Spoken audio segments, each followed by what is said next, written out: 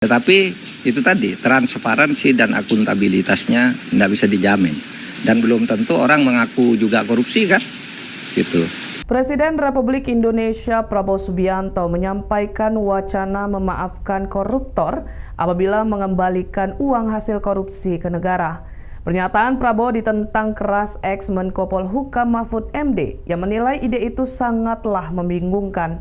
Pasalnya, sebelum jadi presiden, Prabowo pernah berjanji akan menyikat koruptor sekalipun sampai ke Antartika. Ia berpendapat ucapan Prabowo itu bertentangan dengan ucapan lainnya yang menyatakan akan menghabisi para koruptor. Mahfud pun menukil omongan Prabowo yang mengatakan akan mengejar koruptor kemanapun ia akan kabur, bahkan mengejarnya sampai ke Antartika. Sebelumnya, Prabowo mempertimbangkan untuk memaafkan para koruptor yang mengembalikan duit hasil korupsi ke negara.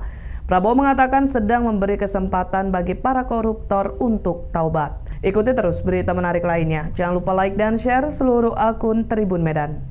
Dalam minggu-minggu ini, bulan-bulan ini saya dalam rangka memberi, apa istilahnya tuh? Memberi memberi kesempatan untuk tobat. Hai para koruptor atau yang merasa pernah mencuri dari rakyat, kalau kau kembalikan yang kau curi, ya mungkin kita maafkan, tapi kembalikan dong. Nanti kita beri kesempatan cara mengembalikannya, bisa diam-diam supaya nggak ketahuan. Mengembalikan loh ya, tapi kembalikan. Kemudian, hai kalian-kalian yang sudah terima fasilitas dari bangsa negara, bayarlah kewajibanmu. Ya. Asal kau bayar kewajibanmu, taat kepada hukum, sudah kita menghadap masa depan. Kita tidak ungkit-ungkit yang dulu. Tapi kalau kau bandel terus, apa boleh buat? Kita akan menegakkan hukum. Dan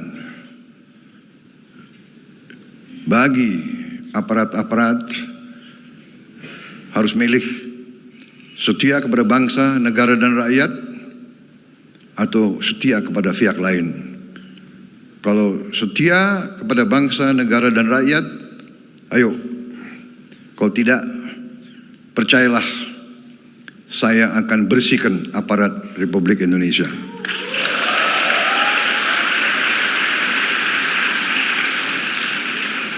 Belum secara hukum, secara politik, psikologis, saya kira itu merupakan ekspresi dari niat baik Pak Prabowo untuk menyelesaikan masalah korupsi yang nampaknya hampir membuat frustasi ya. Karena semakin lama, semakin membesar, kemudian kasus-kasus yang ada tidak bisa ditangani dengan tuntas. Oleh sebab itu kita harus hargai. Tetapi menurut saya itu berisiko ya. Kalau misalnya memaafkan korupsi, lalu apalagi dengan diam-diam, lalu asas pemerintahannya yang dua saja, menyangkut akuntabilitas. Pertanggungjawabannya gimana? Siapa yang melapor dan korupsi apa dan apa jumlahnya benar? Lalu asas transparansi juga bagaimana? Nah, belum lagi bertentangan dengan undang-undang misalnya. Kalau bertentangan dengan undang-undang sih ya gampang dibuat undang-undang baru kan gitu kan. Tetapi itu tadi, transparansi dan akuntabilitasnya tidak bisa dijamin. Dan belum tentu orang mengaku juga korupsi kan, gitu. Oleh sebab itu saya kira ya kita hargai itu bagian dari pernyataan Pak Prabowo yang katanya nanti akan berbuat sesuatu yang bisa dilihat sesudah 6 bulan, oke? Tapi menurut pimpinan Komisi 3 dari pihak Gerindra, Pak Mahfud, ini merupakan bagian dari tindak lanjut perampasan aset dari pihak koruptor sehingga bisa dikembalikan ke tanah air. Itu konsisten nggak Pak? Sementara berarti undang-undangnya belum ya, masuk prolegnas. Berarti begini, berarti itu menyangkut ketentuan di dalam konvensi PBB, UNCSC, United Nations Convention Against Corruption itu memang ada bab 5 pasal 53 memungkinkan perampasan aset koruptor di luar negeri. Berarti itu menyangkut luar negeri. Tapi menurut saya ini bukan soal luar negeri aja. Kan yang banyak korupsi dalam negeri juga. Lalu mau diselesaikan secara diam-diam dan sebagainya gitu. Nah kalau soal undang-undang belum ada ya disahkan aja undang-undang perampasan aset, kan bisa begitu. Tetapi sebenarnya jadi itu memang PBB dulu pada tahun 2003 ketika membuat konvensi anti korupsi itu memang mengatur itu. Karena di setiap negara itu pada waktu itu setiap tahun negara-negara yang hartanya dilarikan ke luar negeri itu sampai 20 sampai 30 miliar US dollar dilarikan ke luar negeri dan tidak bisa kembali. Oleh sebab itu pendekatannya di luar negeri itu perdata. Nah, sedangkan korupsi di sini kan pidana. Nah, dan harus mengubah beberapa undang-undang. Nah, gini. Itu ya tanggapan langsung. Kita tanggapi itu dengan baik sebagai bagian dari upaya untuk menyelesaikan korupsi. Tapi pada tahun 2003 sebenarnya saya sudah menulis alternatif penyelesaian korupsi itu berdasar pengalaman negara-negara lain. Satu, alternatif lustrasi seperti yang dilakukan oleh Latvia dan beberapa negara. Semua pejabat copot aja dulu dengan undang-undang.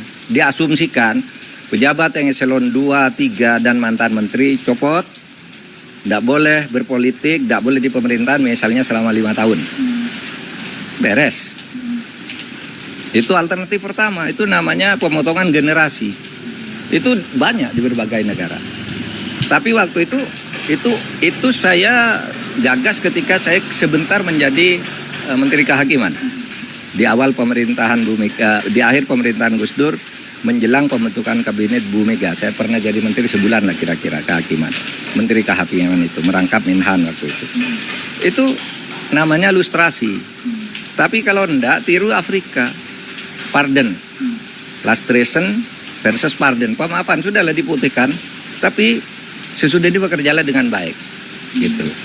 Nah kita di Indonesia pada waktu itu enggak berani. Ya, kalau mau lakukan lustrasi, siapa yang mau lustrasi? Yang harus membuat undang-undang lustrasi itu semua orang yang harus dipecat. Pada waktu itu. Enggak jalan kan? Atau gitu pemaafan juga takut kepada gerakan reformasi saat itu. Kenapa kok mau menaafkan kita reformasi itu untuk menindak para koruptor gitu. Sehingga lalu seperti sekarang ini berjalan sampai belasan tahun dan sebagainya. Kita tindak sesuai dengan hukum yang berlaku. Ada kalanya berhasil. Di saat-saat awal adanya KPK itu banyak hasilnya. Tapi kemudian melemah. Lalu sekarang kita sedang mencari jalan lagi. Sementara menurut saya ya tindakan tegas lah. Backing-backingan supaya Pak Prabowo kan sudah bilang jangan ada pejabat yang membackingi kasus. Itu gampang kok. Kasus-kasus yang macet tuh dibuka aja siapa nih backingnya. Kok tidak transparan? Iya toh. Ada orang menyerahkan uang ke aparat penegak hukum, koruptornya enggak ada, korupsinya ada di atas meja. Masa? Gitu kan. Nah seperti itu. Berarti ada backing kan. Entah di aparat penegak hukum tadi luar yang sangat kuat bisa menekan aparat penegak hukum, dan itu banyak sekali kasus seperti itu gitu. Tapi bukankah membuat koruptor itu jadi tidak jerah ya Pak Mahfud, kalau seandainya dengan mengembalikan uang yang dicuri lalu kemudian hukumannya ditiadakan kan? Nah itu risikonya. Oleh sebab itu sebenarnya pengembalian tindakan hukum yang tegas itu selama ini tidak meniadakan perampasan aset kok. Iya kan? Orang yang sudah dihukum itu kalau divonis orang sekian kan disita hartanya. Itu aset bagi yang sudah terbukti secara hukum udah disita semua, dirampas, dilelang. Nah, yang dimaksud perampasan aset di dalam undang-undang itu adalah mereka yang belum bisa diadili. Misalnya pelakunya lari, hartanya ada. Sita aja untuk negara. Gitu. Atau orangnya lari gitu, kemudian sitanya dibagi-bagi oleh orang lain gitu. Nah itu kan diselesaikan dulu menurut undang-undang perampasan aset. Itu beda. Kalau perampasan aset dalam arti mengembalikan harta-harta hasil korupsi itu udah banyak, sudah triliunan diambil oleh Kejaksaan Agung, dilaporkan ke negara sudah oleh KPK apalagi banyak gitu. Jadi banyak orang tidak paham undang-undang perampasan aset itu seakan-akan kalau orang dihukum lalu asetnya dibiarkan. Enggak. Orang dihukum asetnya diambil. Selama ini juga banyak dan triliunan. Ya. Maksud saya kalau undang-undang perampasan aset mau ditindaklanjuti bukan itu, bukan orang minta maaf lalu diambil hartanya. Nggak bisa. Gitu. Undang-undang perampasan aset itu yang tidak bisa diadili ambil dulu. Seperti dalam perjanjian perdata jangan sampai dijual-jual sebelum perkaranya selesai. Download Tribun X sekarang, menghadirkan lokal menjadi Indonesia.